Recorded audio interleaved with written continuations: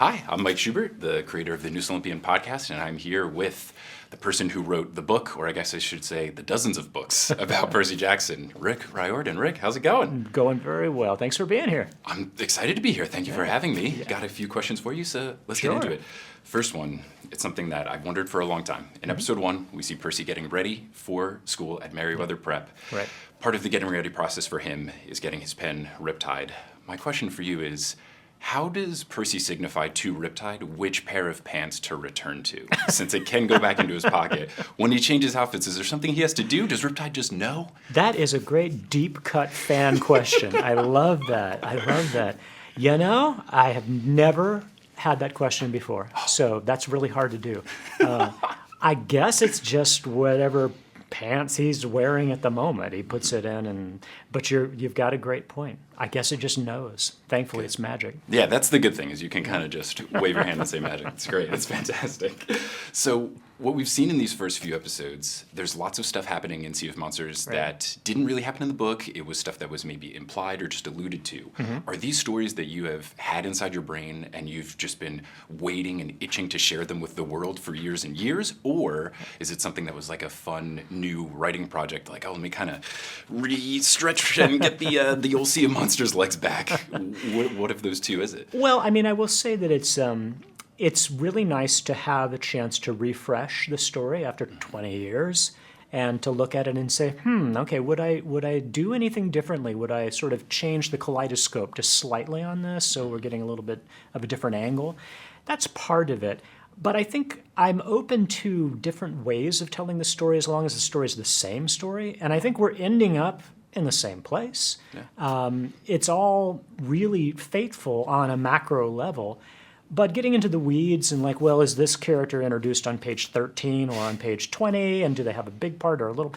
I mean, that's something I'm happy to talk about with the writer's room and the showrunners. And I think that it makes a lot of sense a lot of times to take a hard look at that and figure out, okay, given whatever, 30, 45 minutes, what's the most effective way to use that time? Given that even with the bigger picture of having a TV show, it's still not infinite time. Yeah. So we have to make choices. Totally. So speaking of choices, there's a character that we see introduced in season 2, a beloved character across the series, Blackjack. And famously, infamously, embraced by the fandomly, Blackjack was written as a girl using she pronouns in book 2 and then switched boy, he pronouns in book 3. Has there been a decision about one way or the other which way it's going to go? Are we going to keep trans icon Blackjack? How's it going to play out? Well, first of all, I love trans icon Blackjack. I think that's fantastic. I fully support that. I think basically, I mean, the backstory is I just forgot. I didn't know that it was going to become this character when I first wrote Blackjack and said she was a mayor. I just forgot. Yeah. I don't know if Blackjack had like an identity moment and self-identify. I don't know. But I think we're just going with what Blackjack is for most of the series, which is male. Sure. Okay.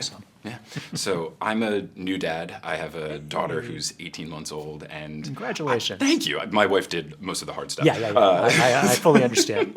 So when it comes to having a kid, the thing that I can imagine just being so fantastic is when they share in the same passions as you. And as we go through some of the books, when you get to the Demigod Diaries, you had the privilege of having your son Haley write one of the short stories for it. How fantastic was it to work with your son on the craft, especially given that Haley's the reason that the Percy Jackson stories exist? Yeah, it was amazing to be able to do that with him at age 16. I have to be very careful as a dad to not push anything, especially being sort of an author and, sort of a public figure.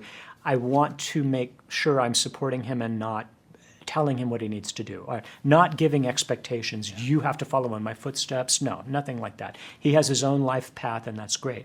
But the fact that he was excited about playing in the universe that he helped create was really fun. And people are still asking him about that. He's 31 now. People are still saying, well, are you ever going to write another, Percy Jackson thing? He's like, I think I'm going to leave that to my dad. I've got a good life here. He now works with learning disabilities in college. He's an accommodator, so he helps kids in college get the accommodations that he needed back when he was young. So that's a pretty cool thing. Yeah, that's great. Well, great advice. Great chatting with you. Thank you so much. Excited for what's to come. And absolutely. Until then, I'll pursue you later. Fantastic. Awesome. Rick, thank you so much. Yeah, This thank was you. So fun. Yeah, great to meet you in person. Great as well.